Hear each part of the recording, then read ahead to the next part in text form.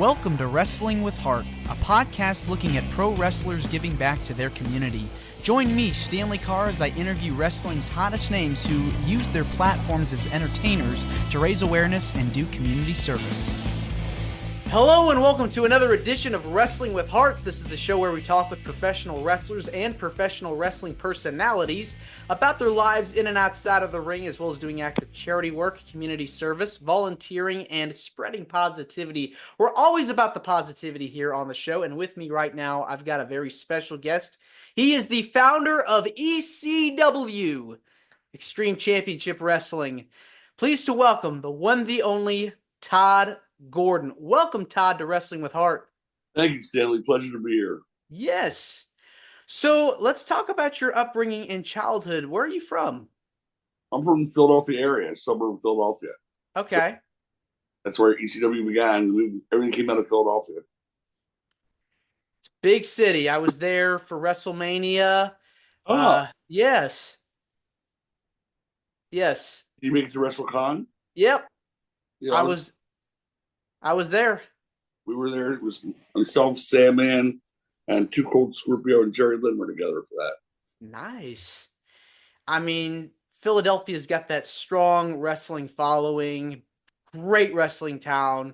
Fans love ECW. They love the product, and you guys put your hard work into it, and it's exciting and so amazing to see all these years later people still remember it. So that's very awesome. It's an absurd way to remember it and still chanted 30 years later. It's astounding to me. It's incredible. Really is. Philadelphia, okay. Was wrestling something you grew up watching as a kid? I became addicted to wrestling from the time I was maybe 6 years old. I caught it on UHF television, which is like, we had the regular 3 channels. Then we had UHF, and it was on UHF on Saturdays. Back then, it was the WWF. And from the first time I saw it, I was absolutely hooked. I loved it. And loved it my entire life, never stopped loving it. Man, it's amazing. I think I've heard the expression used, they hook you from childhood and you're a fan for life afterwards. So who were some of your favorites growing up? Wow, that's a good question. First of all, the obvious one was Bruno Sammartino, because he was champion for like 10 years while I was growing up. Beyond that, I liked a lot of the bad guys, like Superstar Billy Graham and Killer Kowalski, Crazy Luke Graham, and Bulldog Brower. And those are the kind of guys I really love. And of course, some of the good guys, like Chief J. Strongbow was a favorite. But yeah, the old Jimmy Valiant, even before he became part of the Valiant Brothers, it was handsome Jimmy Valiant. He was a baby face. I just always loved it. What was it about some of those guys that made you go, man, I want to enter in the business? Well, that didn't make me want to enter the business so much as I just love the entertainment value of it. I found myself able to believe what I was seeing, which is a thread that ends up going right through ECW. Back then, everything I saw was believable. There was no, junk being done in there, or they weren't kidding around and making, jokes and trying to be cartoon characters. They were really, it looked so snug. Every time Bruno threw a punch or a kick, I thought he was really punching and kicking him. Now, granted, I'm looking at it through a 9-year-old or 10-year-old's eyes, but it was believable. And the reason I started ECW is everything at that point was unbelievable. As I tell people that I was done the day the Ultimate Warrior was against Papa Shango. Papa Shango was on one side of the arena waving some kind of spell, and across the arena, the Ultimate Warrior started to throw up from this. And I said, that's it. I just couldn't take it anymore. I hated it. They're making me hate something that I loved. And when I started our product, my whole goal always was to do something that was believable, make the fans believe it's real. So we made it real. Those guys went out and hit each other with chairs, or they went out and beat the hell out of each other all through the building. It was real. I mean, there was no game about it. There was no joke. I mean, if you were in that audience and you saw them coming towards you, you knew they were hitting each other. You were 2 feet away, and they did not try to pull anything. They were real. There was real fighting. There was real believability. There were real people in the ring. They weren't characters. There wasn't a dumpster guy. There wasn't a race car guy. These are real people, really real feuds and real storylines. And it's crazy, ECW was really innovative with coming up with that reality-based programming and content that you didn't really see in the WWE or the WCW, NWA in years prior, because this was something new, and I think it really caught the audience's attention, as you've seen, as a lot of people have seen, fans have seen for years. Well, to tell you the truth, at that very same time I started ECW, WWF had a cartoon show on Saturday mornings. You couldn't get more extreme than going from a cartoon show to a barbed wire match. I mean, it was like that's Night and day difference. Yeah, and people wanted that again, and it was obvious because of the way it caught on and started to roll like a snowball down a hill, and it getting bigger and bigger and bigger, faster than I could keep up with it. It just took off. It was like a rock in a bottle kind of thing. It was crazy. Definitely was. What can you tell me about when you first started ECW, the promotion? What was there like something that made you go, okay, I want to start my own promotion. How do I go about doing it? Not exactly. I was actually there was a guy named Joel Goodhart who had a promotion called Tri-State Wrestling Alliance, and he would run shows in the Philadelphia area, and he had a radio show on mainstream radio. And at that time, the late '80s, early '90s, wrestling wasn't even talked about in mainstream. People, it was like looked down upon. So being a fan and hearing it on the radio, I was addicted to his show. I got to know Joel. I ended up advertising on his show, got my foot in the door that way. Then he had a thing where he offered wrestlers a chance for a wrestler to appear in your business. You'd have them come out for personal appearances, which they didn't ever do back then, really. I love the idea. He said, I can get you anybody. You want Greg Valentine, Tito Santana, pick somebody, you got it. I said, who else do you got? He said, I got Ric Flair. I said, I know who I want. He said, who? He said, Missy Hyatt. He said, Missy Hyatt, that's who you're picking? And I went, yeah. I'm like 30 years old. Yeah, I'm picking Missy Hyatt. And sure enough, she came down to the store, did a personal appearance. And then Joel brought me as a partner in his business, which unfortunately did not succeed. And then from there, I thought, okay, well, I gave it a shot. At least I could be part of it for a short time. And then three of the people who worked with him, ring announcer Bob Ortiz, an independent worker named Larry Winters, a music guy named Steve Truitt, who all worked with Joel, approached me one day in my office and said, listen, we want to keep doing this. But none of us can get a bond. Would you consider getting a promoter's license and a bond and keeping the show going? Well, I had learned from Joel in that short time what was good and what was bad. What not to spend money on and what to spend money on. I saw where he had made the mistakes. I said, all right, we're just doing small little bar shows, for 100 people. How big of a risk is that? It wasn't much of a risk at all. So that's what we started doing. I did not think that a year and a half later I'd be on pay-per-view and national TV. It's not my goal at the time. It just took, like I said, it took off and people would not let it stop. It's getting bigger and bigger. Yeah, definitely caught on, gained There's a cult following. Yeah. There's a hunger for something new, something believable. That's really the key word there is believability. Yeah, it's that suspense of disbelief. You want to have that illusion and imagination in your mind that somebody's getting hit with a chair, somebody's bleeding for whatever, It wasn't an illusion. These guys were getting hit with those chairs. You went in that dressing room after a show, it was like a mass shooter back there. Yeah, I mean, when you're dealing with all these people, they really want it bad enough to be in the wrestling business, and they give it their all, blood, sweat, and tears, literally even. That's the sacrifice. True. And a lot of those guys, that's how they got to where they were. People like the Sandman or Public Enemy, no one had ever heard of them. And between Paul Heyman and myself, we made them into stars. And they became stars. And the key to doing that was using the best people to get them over. My mainstay, of course, was Terry Funk. Terry Funk meant more to this promotion than anybody who ever came through the doors. Without him, we never would have gotten to the levels we got to. He had the credibility, he had the believability, and he was known as a hardcore wrestler. And he single-handedly elevated Sabu through a program with him. He elevated the Public Enemy when he and his brother worked tag teams against them. He elevated Shane Douglas. He made Shane Douglas. Without Terry, none of those guys would probably ever been anything the way they are now. He really did single-handedly help every one of those guys become bigger and become main events on their own, in addition to himself. So generous, such a great human being too. What can you tell me about the first night ECW ran? First show ever done. The first show I ever done again was a bar show. It was a Tuesday night, like 8 o'clock at night for maybe 100 people. It was exciting for me because now I'm running a show instead of like being a ring announcer or whatever I did with Joel. And it wasn't a great show by any stretch of the imagination, but some of those guys were hardcore guys, and they would go on to continue when Eastern, at the time called Eastern, became Extreme in ECW.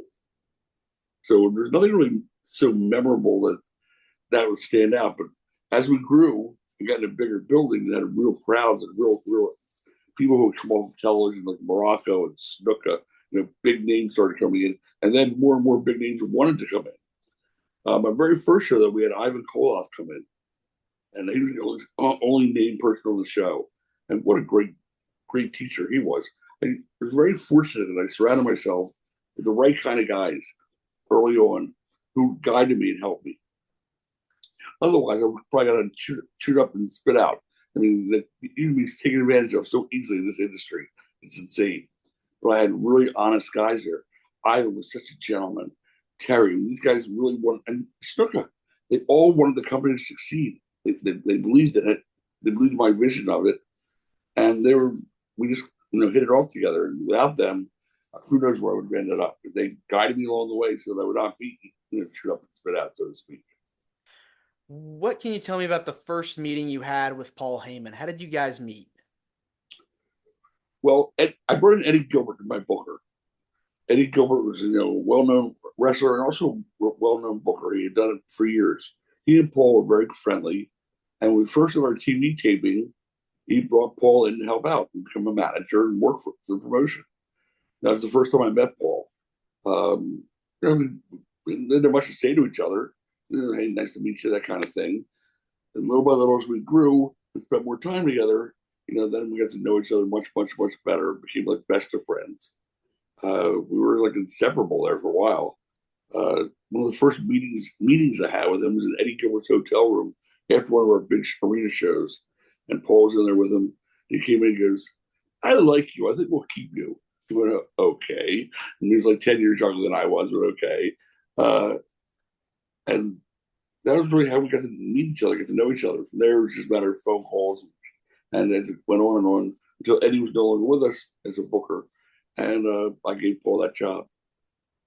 And he did it, the both of you really worked well together. We did, and he had his finger on the pulse of things that I had nowhere near my finger on. Mostly the music, the grunge. He had his finger on the pulse of what was happening with young people at that time who were hip and they were down with the rest of the kind of product we had, and the music videos that he did. I mean, he really was so far ahead of his time. It was amazing. Well, I think when you talk about music videos, I think Memphis Wrestling was like one of the first promotions to really do that, and then its influence kind of spread out to the mainstream. But me, I'm reminding you the entrance music. The songs that he gave each guy were, songs of that time. They were hit songs. The Memphis music was more like, classic rock, which is probably what I would have done if I was by myself. Like that's the kind of music we listened to. But Paul again had his finger on the pulse of what was going on, with the youth that generation, and he was terrific at it. Yeah, I mean, ECW, like you just mentioned, it was very punk rock, grunge esque to what WWE was doing. It was more pop, WCW, more pop and rock kind of feel. But ECW was this underground promotion that was getting this just real cult following. And you and Paul were able to take that and run with it and look at what ECW became, just this powerhouse of an organization, produced some of the most amazing talents and matches that people still talk about. Which to me is like it's amazing to me that's even the case. I mean, even now I look back and I say, how did that happen? How did we catch that lightning in the bottle? Like, what was that? I'll never forget the first time we did a big show. And back then, we sold VHS tapes. That's what there was. Mm-hmm. Put them in the VCR, and that's how you watched it. And we got an order for like 6 tapes from Japan.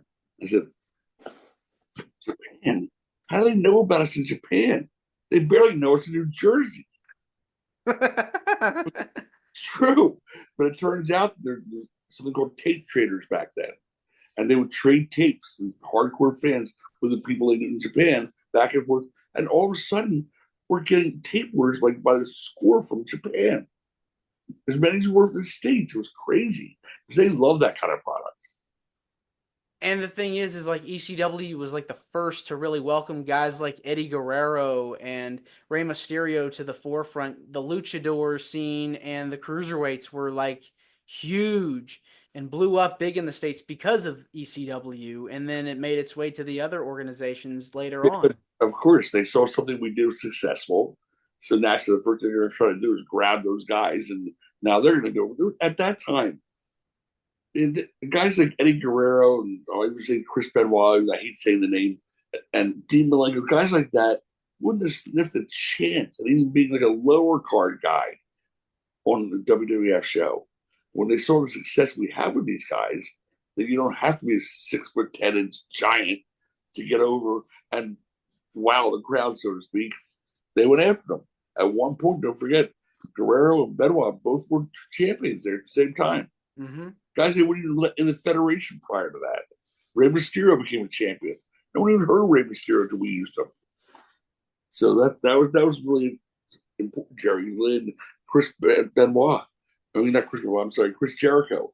I mean, all those guys, they weren't big, but they were great. It was a matter of knowing what talent looked like instead of looking at a physique or a bodybuilder. It was recognizing talent and letting them do their thing.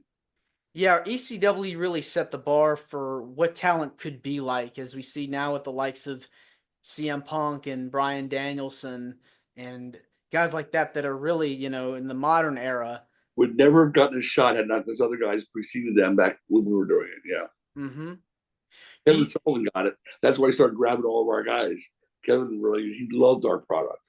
If he could have made the money he made in WCW with us, he never would have left. He would have loved to have been the booker here, believe me. Do you still keep up with the modern product?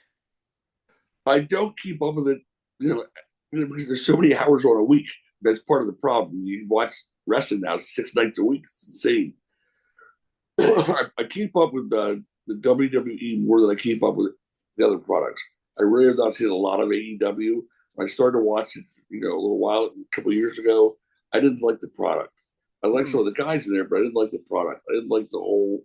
It looked like acrobats trying to, bounce and do triple flips, and which is all fine done in the right way. But these guys were doing it, and they do a spot that should have been a finish to a match.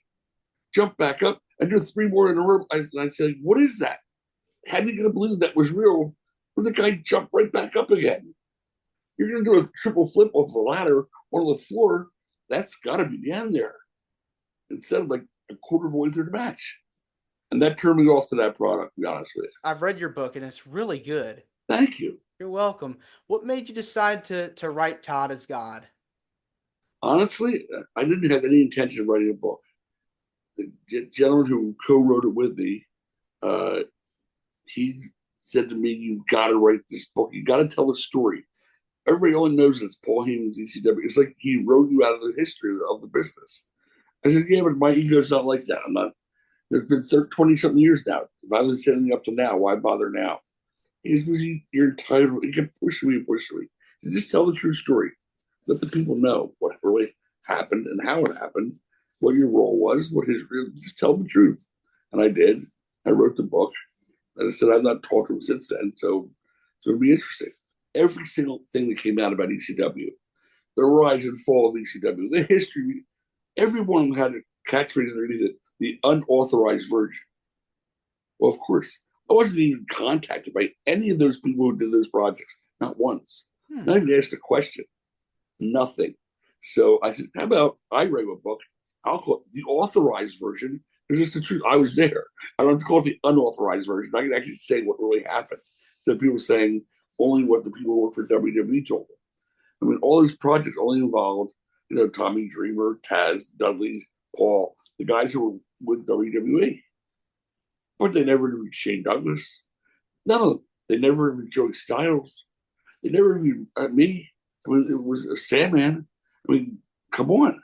You can't say this is a true story what happened with ECW without talking to any of the principals. Right.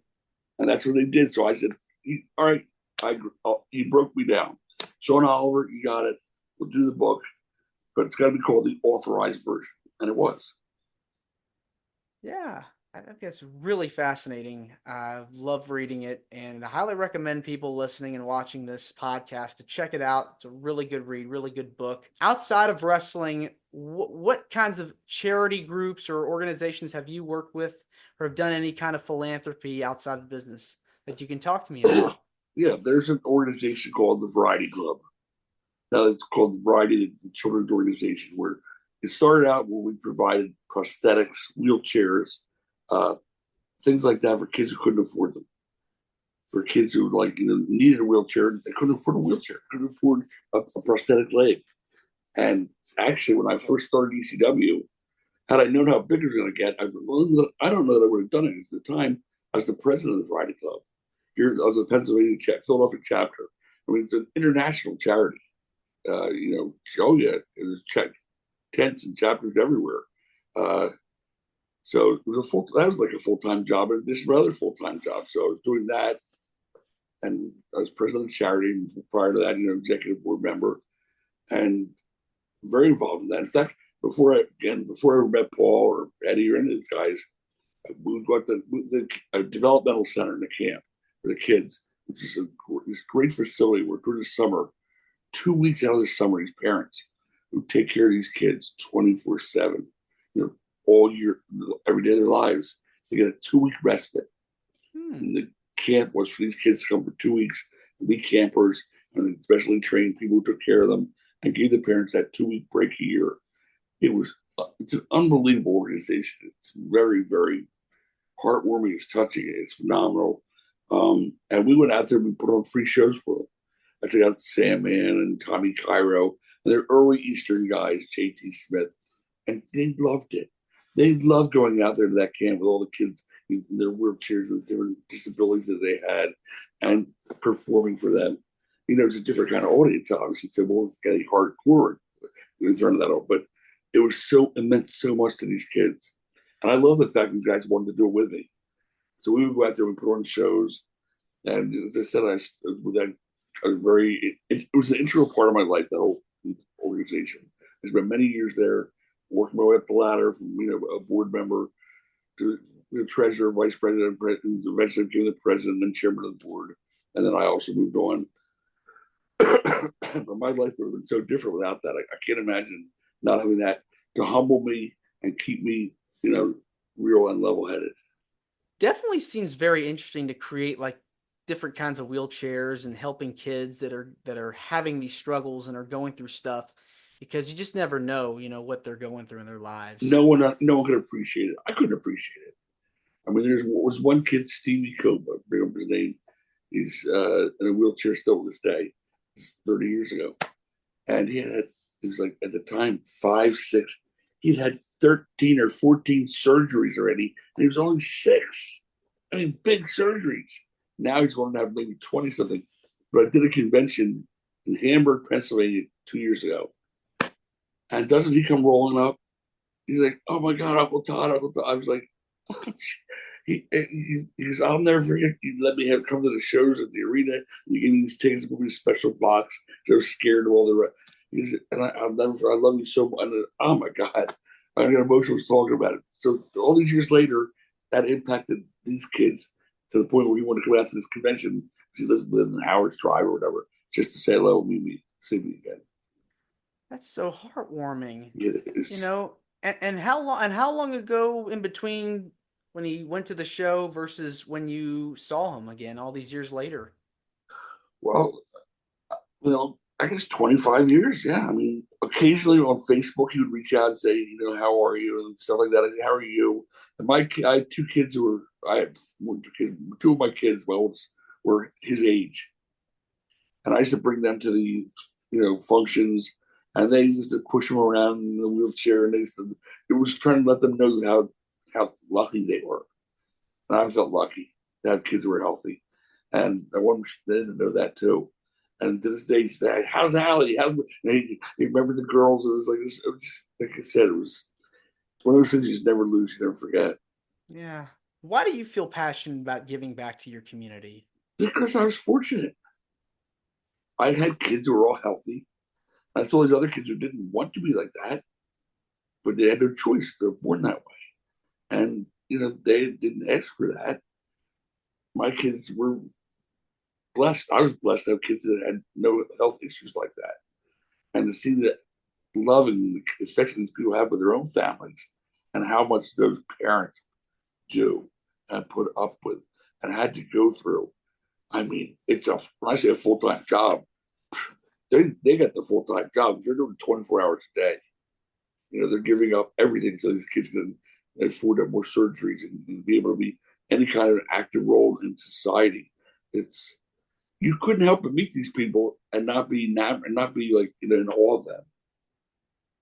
Because they were all got great attitudes. They were walking around like, "Oh, woe is me! Look at me! Look at me!" But they had every right to. So I admired those kids. I was thrilled to get back to them. I had something to do with their success. Well, Tod, this has been wonderful getting the chance to speak with you. It means a Thank lot to me and to my listeners and viewers. I want to say thank you for coming on to the show. Where can people find more about you on social media if they want to buy your book or get in touch? The only social media I really am on is Facebook. I'm older than most everybody else. I guess I didn't have the same, opportunities or whatever. Like I'm not on Instagram or TikTok or whatever. And Facebook's as far as I got. And that was like pulling teeth for me. I mean, my email address is at AOL.com. My kids always say 1990.com. Yeah, same thing, whatever. So that's where I can be reached anytime. As far as the book, Amazon, you can get any bookstore or go to Amazon and get the book there, or the audio recording of it, which is also really good. I'm thrilled with the way it went. I'm thrilled with the love I get everywhere I go. It makes me feel like $1 million. I appreciate you having me on. It was really cool. Absolutely. And love to meet you in person as well. Ditto. All right. Thanks again. Take care. And you're more than welcome to come back. My pleasure.